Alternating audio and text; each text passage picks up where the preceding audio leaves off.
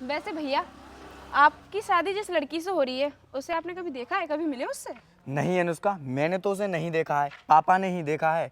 अब हम उसे देखने आए हैं तो लड़की को देख भी लेंगे। लेकिन अनुष्का, कंपनी में कोई दिखाई तो दे नहीं रहा है। अरे भैया, वो देखो सफाई करने वाली, उसी से चलकर पूछते हैं, आओ। चलो। अभी वही सफाई वाली। हमें ना इस कंपनी की मालकिन से मिलना है, बता दे कहाँ पर है वो। क्या काम है आपको उनसे? अब हम तुझ जैसी गवार को बताएंगे कि हमें उनसे क्या काम है। हमने ना तुझसे जितना पूछा है बस तू उतना ही बता। अरे आप नाराज क्यों हो रहे हो? मैंने आपसे पूछा ही तो है, आपको उनसे क्या काम है? अरे नाराज नहीं हो तो फिर क्या करें? तुम जैसे गवारों की इतनी औकात नहीं है जो तुम हमसे बात कर सको। अरे भैया, जब वो बेचारी इतना पूछ ही रही है तो उसे बता देते हैं ना। सुन, मैं तुझे बता देती हूँ, मेरे भैया की ना इस कंपनी की मालकिन से शादी होने वाली है, इसलिए हम उनसे मिलने के लिए आए हैं। अच्छा, तो आपके भैया की इस कंपनी की मालकिन से शादी होने वाली है। अच्छा, आपका नाम राजेश है? हाँ, नाम तो मेरा राजेश ही है, लेकिन तू ये बता, तुझे मेरे नाम के बारे में कैसे पता चला? अरे भैया, आप भी कितना सोचते हो, ये यहाँ की सफाई वाली और वो कहाँ इस कंपनी की मालकिन। जब वो आपसे बात कर रही होंगी ना तो जरूर उसने फोन पर बात करते हुए आपका नाम सुन लिया होगा, तभी बता रही है। हाँ, तू ठीक कह रही है अनुष्का, क्योंकि मैं ना उससे अक्सर बात करते रहता हूँ, तभी इसने सुन लिया होगा मेरे नाम के बारे में। तुम दोनों भाई बहन की बातें सुनकर मुझे तो यही लग रहा है कि तुम दोनों को बात करने की तमीज नहीं है, और इस कंपनी की मालकिन को ऐसे लोग बिल्कुल पसंद नहीं आते हैं। और मुझे तो ऐसा लगता है कि वो तुम्हारे भाई से शादी बिल्कुल भी नहीं करेंगी। ओ दो कौड़ी की नौकरानी, तू मुझे बताएगी कि मुझसे कौन लड़की शादी करेगी कौन नहीं? तेरी यहाँ पर क्या इज्जत है इस कंपनी में? और मेरी होने वाली वाइफ ना इस कंपनी की मालकिन है, और मैंने उसे बता दिया ना कि तूने मेरे साथ बदतमीजी की है तो वो ना तुझे यहाँ से नौकरी से निकाल देगी, समझी तू? तुझे ना 2 मिनट लगेंगे बस नौकरी से निकलवाने में, तो इसीलिए हम कहते हैं जो हमने पूछा है तो उसे ही बता, ज्यादा फालतू बोलने की जरूरत नहीं है। वैसे तो मैंने आपसे कुछ बोला नहीं है, और अगर आपको ऐसा लगता है कि मैंने आपसे गलत बोला है तो आप हमसे क्यों पूछ रहे हैं? किसी और से जाके पूछ लो ना। भैया, ये 2 कौड़ी की नौकरानी कितनी फालतू बकवास कर रही है। तो रुक बहन, इन जैसे लोगों को ना सबक सिखाना मुझे अच्छे से आता है। तुझे पता नहीं है, इस कंपनी की मालकिन से ना मेरी शादी होने वाली है, और तू ये कंपनी देख रही है ना, उसने ना अपने दम पर खड़ी की है ये, और कुछ दिनों में ना हमारी शादी होने वाली है। और इस हिसाब से ना मैं तेरा सर हुआ, शादी के बाद ना तू मुझसे सर कह के बात करेगी, तो इसलिए कहता हूँ तू हमसे ना इज्जत से बात कर।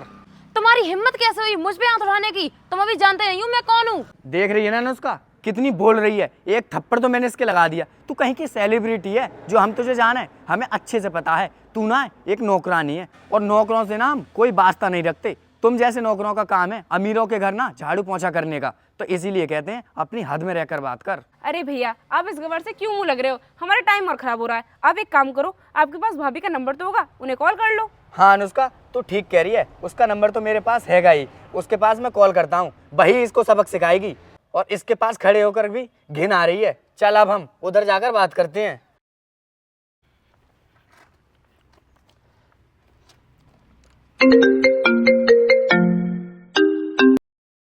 मनु, मैं ना आपकी कंपनी में आया हूँ, गेट पर खड़ा हूँ। कहाँ हो आप? आ जाइए। लेकिन मैं तो कंपनी के गेट पर ही खड़ी हूँ।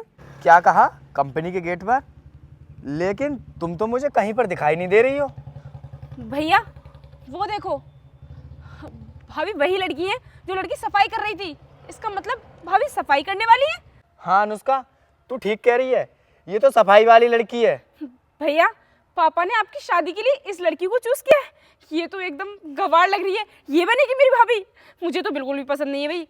अनुष्का, तू अपनी पसंद की बात कर रही है, तू मुझसे पूछ। मुझे ना इसके साथ पूरी जिंदगी बितानी है। चल अभी ना मैं इससे बात करता हूँ, पापा से तो बाद में बात करूँगा। आ चल, पहले इससे बात करते हैं। क्या तुम्हारा ही नाम मनु है?